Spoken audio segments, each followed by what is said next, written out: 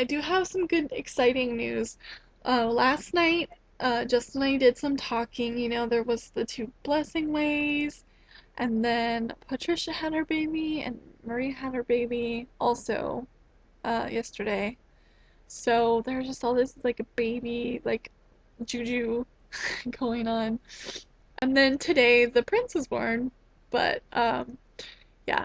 So all this baby stuff in the air, all these people we know are pregnant, trying to conceive, just had a baby.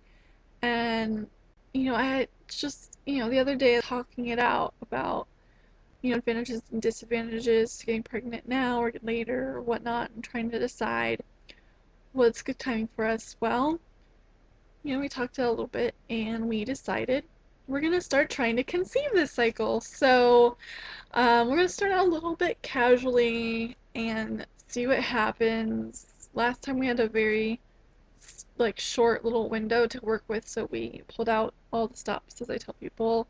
We did special things like pre-seed and instead cup and like all kinds of stuff. And so I'm tracking my cycles like always, and that's about, and we're not doing like any preventative measures. So that's about like the gist of it right now. So I am on cycle day, let's see, I want to say 14 today. Cycle day 13 today. I'm not quite ready to ovulate. Probably not for at least another few days. Like I'm not even close yet. Um, but just in case, it's pretty detailed. But anyway, yes. So, a couple big things that we thought of is, like I was saying, our financial picture is going to be very different in the next few months.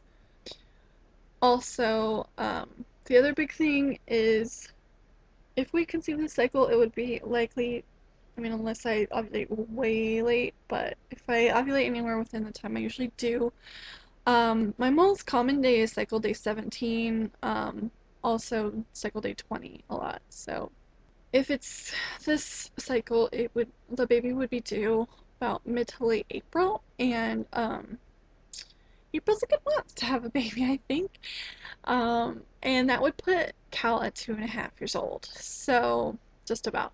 And we said we've always said that, and what I've always heard from people who have all kinds of child spacings is the general consensus is the best spacing is 2.5 to 3 years apart.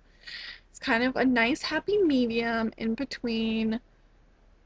If they're too young and still need you so much and are still such a baby and it's really difficult to juggle, versus if they're too old and well, not too old, but you know what I mean? Like if it's widely spaced out, then they don't have as much in common, they don't play as much together, and you're kind of in a new phase. Like if we waited till Cal was 5, like a 5-year-old is so different than a baby and a toddler. They would be in a whole different phase of life and have to go back to having a baby again and doing all that all over again. It would be a very huge adjustment.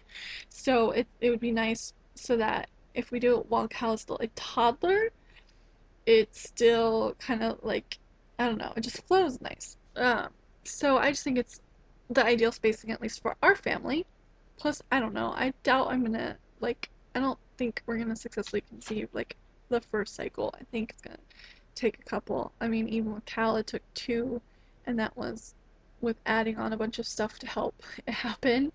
And we were not a lot younger, but a few years makes a difference. Like, we're 29 now. It's gonna start tipping to being more difficult as we get older. And that, speaking of that, like I was saying before, and I kind of point out to him, if we really do want 3 or 4 kids, and we really do want them to be, you know, around 3-ish years apart, then we kind of have to get going on that so that we're not having kids into our very late 30s or even 40s. So this baby, most likely, unless it's this cycle and it actually happens to come pretty much on time, most likely I will be 30 years old when I had this baby. And so then that's 30. And then if we go another you know, so about 33, I'd be having baby number 3, and then 36, having baby number 4. Yeah, so it's kind of it goes. I have to um, not dawdle too much, is what I said. So I just, you want to make a baby? I was like, all right. So that's what we're doing.